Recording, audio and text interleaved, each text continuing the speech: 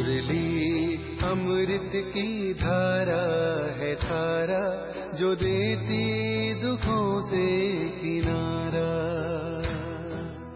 मुरली अमृत की धारा है धारा, जो देती दुखों से किनारा। भूले जीवन में हो जाए शिव बाबा मुरली में समझाए। भूले जीवन में हो जाए शिव बाबा। ओम शांति। आज की तारीख है 22/8/2024 के बाबा के साकार महावाक्य।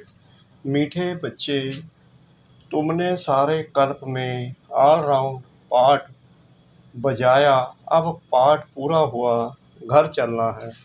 बाबा ने प्रश्न पूछा, तुम बच्चे अपने भाग्य की महिमा किन शब्दों में करते हो? बाबा ने उत्तर दिया, हम हैं ब्राह्मण चोटी, हमें निराकार भगवान बैठ पढ़ाते हैं।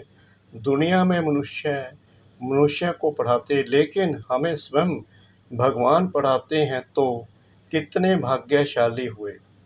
बाबा ने प्रश्न पूछा, इस ड्रामा में सबसे बड़ा पोजीशन किसका है? बाबा ने उत्तर दिया, निराकार बाप का। वह तुम सब आत्माओं का बाप है। सब आत्माएं ड्रामा के सूत्र में बांधी हुई हैं। सबसे बड़ा पोजीशन बाप का है। ओम शांति। रूहानी बच्चों से रूहानी बाप पूछ रहे हैं, मीठे मीठे बच्चों, अपना घर शांति धाम याद है? भूल तो नहीं गए हो? अब 84 का चक्कर पूरा हुआ। कैसे पूरा हुआ है यह भी तुम समझ गए हो। सतयुग से लेकर कलयुग अंत तक ऐसे और कोई भी पूछ न सके। मीठे मीठे लाडले बच्चों से बाबा पूछते हैं, अब घर चलना है ना? घर चलकर फिर सुखधाम में आना है। यह सुखधाम तो नहीं है, यह है पुरानी दुनिया दुख धाम। वह है शांति धाम, सुख धाम। अब इस दुख से मुक्त हो जाना है। मुक्ति धाम, मुक्ति धाम अथवा शांति धाम जैसे कि सामने खड़े हैं, वह है घर। फिर तुम नए विश्व में आएंगे, जहाँ पवित्रता सुख शांति भी होगी। यह तो समझते हैं ना? गाते भी यह हैं, बाप को भी पुकारते हैं, हे पतित पावन, इस पतित दुनिया में हमको ले चलो। इसमें बहुत दुख है, हमको सुख में ले चलो। स्मृति में आता है, स्वर्ग को सब याद करते हैं, शरीर छोड़ा कहेंगे स्वर्ग पधारा। लेफ्ट फॉर हेवनली अबोर्ड, किसने लेफ्ट किया? आत्मा ने। शरीर तो नहीं जाता है, आत्मा ही जाती है। अभी तुम बच्चे ही शांति धाम सुख धाम को जानते हो, और कोई नहीं जानते। तुम बच्चों की बुद्धि में नॉलेज है, शांति धाम क्या है और सुख धाम क्या है। तुम सुख धाम में थे, अब फिर दुख धाम में आए हो। सेकंड, मिनट, घंटे, दिन, वर्ष बीत गए। अब 5 या वर्ष में बाकी कुछ दिन रहते हैं। बाप बच्चों को स्मृति दिलाते रहते हैं। बहुत सहज बात है, इसमें मूंझने की तो दरकार ही नहीं। आत्मा 84 जन्म कैसे लेती है यह भी किसको पता नहीं है। लाखों वर्ष की बात तो किसको याद भी रहना मुश्किल है। यह है ही 5 या वर्ष की बात। व्यापारी लोग भी स्वास्तिका चौपड़े पर निकालते हैं, उसको गणेश कह देते हैं। गणेश को हाथी की सूंड दिखाते हैं। मनुष्य पैसा खर्च करते हैं, चित्र आदि बनाते हैं। इसको कहा जाता है वेस्ट ऑफ टाइम, यानी कि वेस्ट ऑफ टाइम। तुम्हारे में कितनी ताकत थी, वह दिन प्रतिदिन कम होती गई है। जैसे मोटर से पेट्रोल कम होता जाता है, अब तो तुम बहुत कमजोर हो गए हो। 5 या वर्ष पहले भारत क्या था, अथाह सुख थे, कितना जबरदस्त हम था। यह राज्य उन्होंने कैसे पाया, राजयोग सीखे थे। इसमें लड़ाई आदि की बात ही नहीं। इनको कहा जाता है ज्ञान के अस्त्र शस्त्र, और कोई स्थूल बात नहीं है। ज्ञान के अस्त्र शस्त्र हैं ज्ञान, विज्ञान, याद, और ज्ञान के कितने बड़े जबरदस्त अस्त्र शस्त्र हैं। सारे विषय पर तुम राज्य करते हो। देवताओं को कहा जाता है अहिंसक। अभी तुम बच्चों को मनुष्य से देवता बनने की शिक्षा मिल रही है। तुम जानते हो हम हर 5 वर्ष के बाद बेहद के बाप से यह बेहद का वर्षा ले रहे हैं। यह आत्मा की बात है, इसमें स्थूल लड़ाई आदि की कोई बात नहीं। आत्मा पतित बनी है, इसलिए वह पावन होने के लिए बाप को बुलाती है। अब बाप कहते हैं मीठे मीठे बच्चे, अब तो घर जाना है। यह है जीव आत्माओं की दुनिया, वह है आत्माओं की दुनिया। उसको जीव आत्माओं की दुनिया नहीं कहेंगे। यह घड़ी घड़ी स्मृति में लाना चाहिए। हम दूर देश के रहने वाले हैं। हम आत्माओं का घर है ब्रह्मांड। यह भी बुद्धि में रहे। हम बाहर रहते हैं इस आकाश तत्व से पार, जहाँ सूर्य चांद भी नहीं होते। हम वहाँ के रहने वाले यहाँ पाठ बजाने आए हैं। 84 का पाठ बजाते हैं। सब तो 84 जन्म ले नहीं सकते। आहिस्ते आहिस्ते ऊपर से उतरते आते हैं। हम ऑलराउंडर हैं। सब काम करने वाले को ऑलराउंडर कहा जाता है। तुम भी ऑलराउंडर हो। आदि से अंत तक तुम्हारा पाठ है। अब इस चक्कर का अंत है तो भी ऊपर से आते रहते हैं। बहुत बच्चे रहे हुए हैं जो ऊपर से आते रहते हैं, वृद्धि को पाते रहते हैं। बाप ने तुम बच्चों को हमसों का अर्थ भी समझाया है। वह लोग तो कहते हम आत्मा सो परमात्मा है। उनको तो ड्रामा के आदि मध्य अंत डेकोरेशन आदि का भी कुछ पता नहीं है। तुमको बाप ने समझाया है। इस शरीर में तुम अभी ब्राह्मण हो। प्रजापिता ब्रह्मा द्वारा शिव बाबा ने तुमको एडॉप्ट किया है, पढ़ाते हैं। यह तो याद रहना चाहिए ना। बाप हमको पढ़ा रहे हैं। वह ऊंच से ऊंच भगवान हैं। सभी आत्माएं इस ड्रामा के धागे में पिरोई हुई हैं। अभी तुम जानते हो हम शुरू में देवता थे, फिर हम सो क्षत्रिय धर्म में आए, अर्थात सूर्यवंशी से चंद्रवंशी में आए। इतने जन्म लिए, यह सब पता होना चाहिए। यह नॉलेज पहले तुम्हारे में बिल्कुल नहीं थी। अभी बाप ने समझाया है। यह वर्णों की बाजोली है। अभी फिर शूद्र से ब्राह्मण बने हो, ब्राह्मण से फिर देवता बनेंगे। विराट रूप दिखाते हैं ना। तुम्हारी बुद्धि में सारा ज्ञान है। कैसे हम नीचे उतरे, फिर ब्राह्मण कुल में आए, फिर डीटी डायनेस्टी में आए। अभी तुम ब्राह्मण हो। चोटी चोटी सबसे ऊंच होती है। तुम्हारे जैसा ऊंच कुल कौन कहलावे। भगवान बाप आकर तुमको पढ़ा रहे हैं।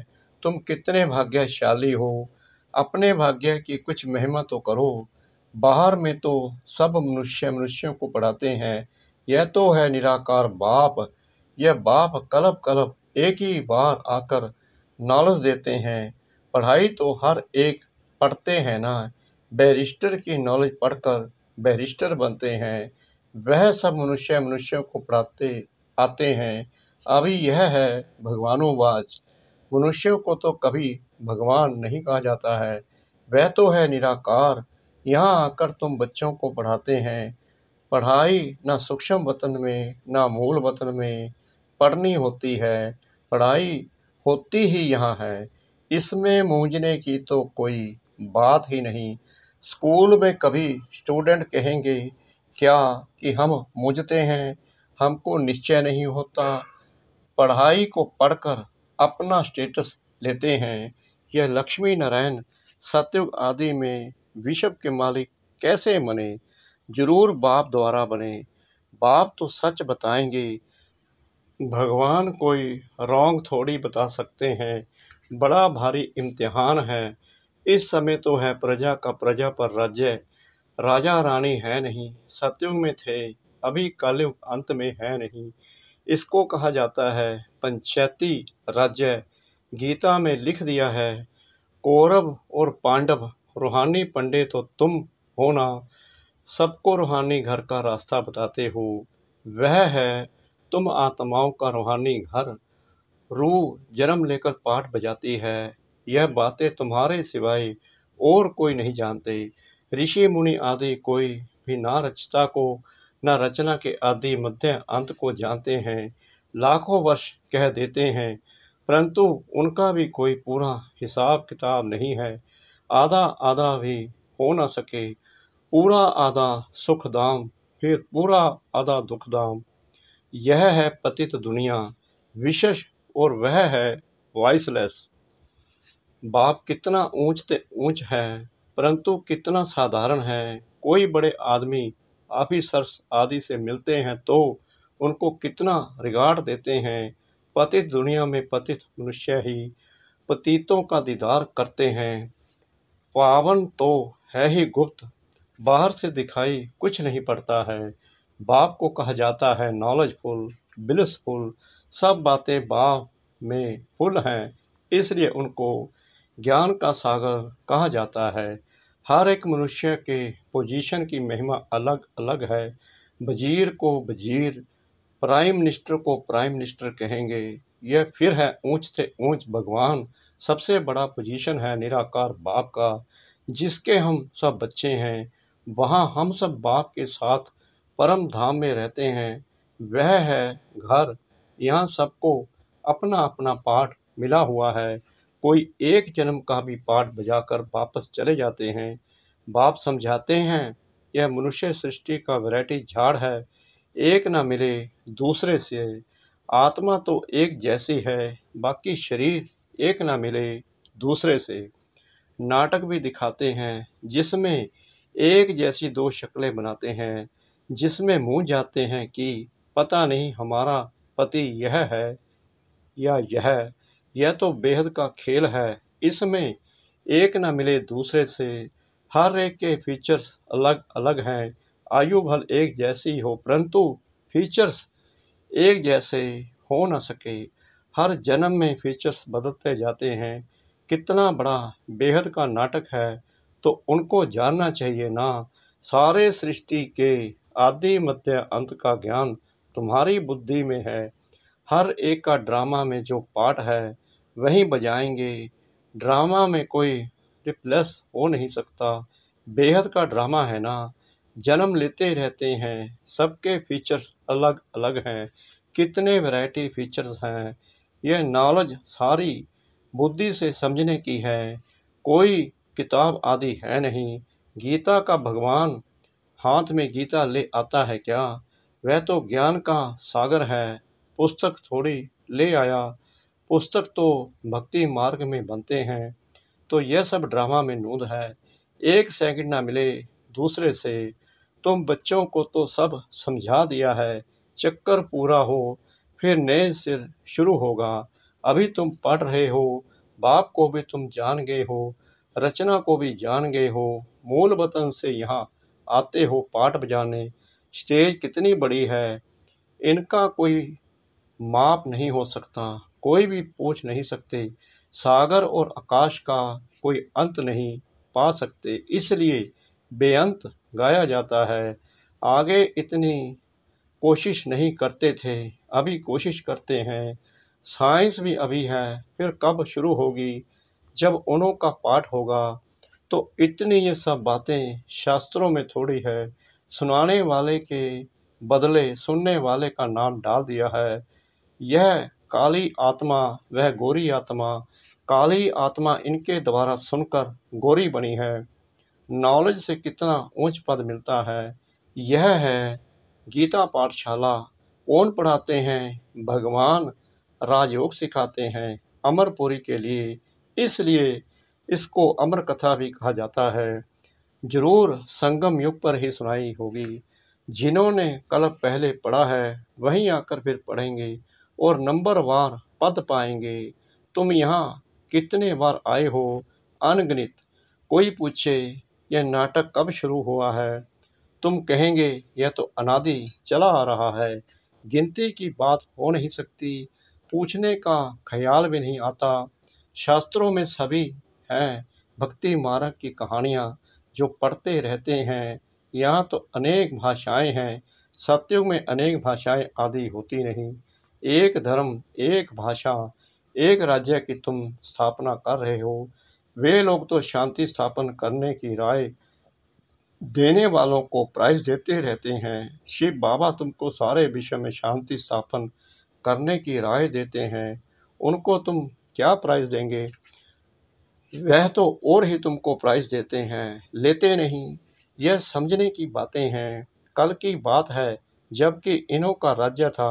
अभी तो रहने की जगह नहीं है। वहाँ तो 2-3 मंजिल बनाने की भी दरकार नहीं रहती, लकड़ें आदि की दरकार नहीं। वहाँ तो सोने चांदी के मकान होते हैं, साइंस के जोर से झट मकान बन जाते हैं।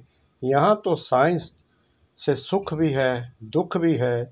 इससे सारी दुनिया खलास हो जाएगी। इसको कहा जाता है फॉल ऑफ पाम्पिया। माया का कितना पंप है। साहूकारों के लिए तो जैसे स्वर्ग है, इसलिए वे तुम्हारी बात भी नहीं सुनते। आगे तुम भी नहीं जानते थे। यहाँ तो बाप आकर डायरेक्ट तुमको पढ़ाते हैं। बाहर में तो फिर भी बच्चे पढ़ाते हैं, मित्र संबंधी आदि भी याद आते रहते हैं। यहाँ तो बाप बैठ समझाते हैं। दिन प्रतिदिन तुम याद की यात्रा में पक्के होते जाएंगे। फिर तुमको कुछ भी याद नहीं आएगा, सिर्फ घर और राजधानी याद आएगी। फिर यह नौकरी आदि याद नहीं आएगी। मरेंगे ऐसे जैसे बैठे बैठे हाड़ फेर होते हैं। दुख की बात नहीं, हॉस्पिटल आदि तो कुछ भी नहीं होंगे। बाप को जान लिया और स्वर्ग के मालिक बने। तुम्हारा तो हक है, सबका नहीं, क्योंकि स्वर्ग में सब तो नहीं आएंगे ना। अच्छा, मीठे मीठे सिकलते बच्चों प्रति माता पिता बाप दादा का याद प्यार और गुड मॉर्निंग। रूहानी बाप की रूहानी बच्चों को नमस्ते। हम रूहानी बच्चों की रूहानी बाप दादा को श्रद्धा भरी प्रेम भरी नमस्ते। शुक्रिया बाबा, शुक्रिया बाबा, शुक्रिया बाबा इस मीठी मीठी मीठी मुरली के लिए। धारणा के लिए मुख्य सार नंबर 1, रूहानी पंडा बन सबको रूहानी घर का रास्ता बताना है। ज्ञान और योग के अस्त्र शस्त्र से सारे विश्व पर राज्य करना है। डबल अहिंसक बनना है। नंबर 2, 84 जन्मों का ऑलराउंड पाठ बजाने वालों को अभी ऑलराउंडर बनना है। सब काम करने हैं। बेहद के वैरायटी ड्रामा में हर एक एक्टर का पाठ देखते हुए हर्षित रहना है। वरदान सतगुरु परमपिता परमात्मा जी का अविनाशी उमंग उत्साह द्वारा तूफान को तोहफा बनाने वाले श्रेष्ठ ब्राह्मण आत्मा भाव। उमंग उत्साह ही ब्राह्मणों की उड़ती कला के पंख हैं। इन्हीं पंखों से सदा उड़ते रहो। यह उमंग उत्साह आप ब्राह्मणों के लिए बड़े से बड़ी शक्ति है। नीरस जीवन नहीं है। उमंग उत्साह का रस सदा है। उमंग उत्साह मुश्किल को भी सहज कर देता है। वे कभी दिल शिकस्त नहीं हो सकते। उत्साह तूफान को तोहफा बना देता है। उत्साह किसी भी परीक्षा व समस्या को मनोरंजन अनुभव कराता है। ऐसे अविनाशी उमंग उत्साह में रहने वाले ही श्रेष्ठ ब्राह्मण हैं। स्लोगन, शांति की बास धूप जगाकर रखो तो अशांति की बास समाप्त हो जाएगी। शांति की बास धूप जगाकर रखो तो अशांति की बास समाप्त हो जाएगी। ओम शांति।